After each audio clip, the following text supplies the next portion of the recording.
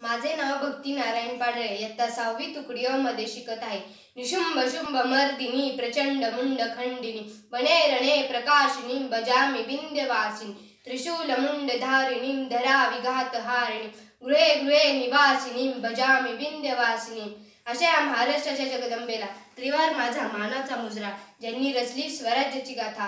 पारतंत्र्याचा काळ होता. एकाच वेळी 5-5 आसमानियन सुलतानी सत्ता उरावर थैथ्याट करत होती. आया बहिणींची अब्रू वेशीला टांगली जात होती. शेतकऱ्यांना सरेआम गुलाम बनवलं जात होतं. अशा वेळी सिंदखेड वतनाचे 5 जारी मनसुबदार लोखजीराव जाधव आणि म्हाळ सराडी यांच्या पोटी 12 जानेवारी 1598 रोजी एका स्वराज्य जडीचा जन्म झाला. त्या म्हणजे जिजामाता.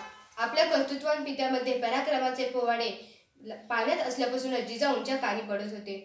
पण वयासोबतच पारतंत्र्याची जाणीवही वाढत होती. समाजाची ही दयनीय अवस्था जिजाऊंना पाहत नव्हती. त्यांना या अन्याय अत्याचाराविरुद्ध लढणारा वीर या मातीमध्ये पाहायचा होता. पुढे जिजाऊंचा विवाह शहाजीराजे भोसले यांच्याशी 1605 मध्ये दौलताबाद येथे संपन्न झाला. तरीही जिजाऊंच्या स्वप्नातील पहाट मात्र अजूनही उगवली नव्हती. अखेर त्यांनी भवानी मातेला साकडं घातलं आणि तेजस्वी पराक्रमी स्वराज्य स्थापनेचे सामर्थ्य असणारे पुत्र आमच्या जन्माला घाल. त्याच्या जीवनाचं ध्येय ह्या मातेनं आधीच ठरवलं होतं. ते ध्येय म्हणजे स्वराज्य. ह्या स्वराज्यावर अन्याय करणाऱ्या दैत्यांचा निपात होणार होता. तोच अखेर 19 फेब्रुवारी 1630 रोजी शिवनेरी किल्ल्यावर शिवरायांचा जन्म झाला.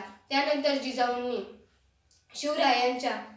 जिजाऊंनी शिवरायांच्या कर्तृत्वावर वेळोवेळी मार्गदर्शनाची फुंकर घालत सिंहासनावरती अधिष्ठित झालेले बघेपर्यंत उभ्या राहिल्या. अशा ह्या राजमाता जिजाऊंना वंदन करताना मी इतकं सांगेन, जिच्या उदरी सह्याद्रीचा शिव जन्मला. शतशत प्रणाम त्या जिजाऊ मातेला. जय जिजाऊ, जय शिवराय.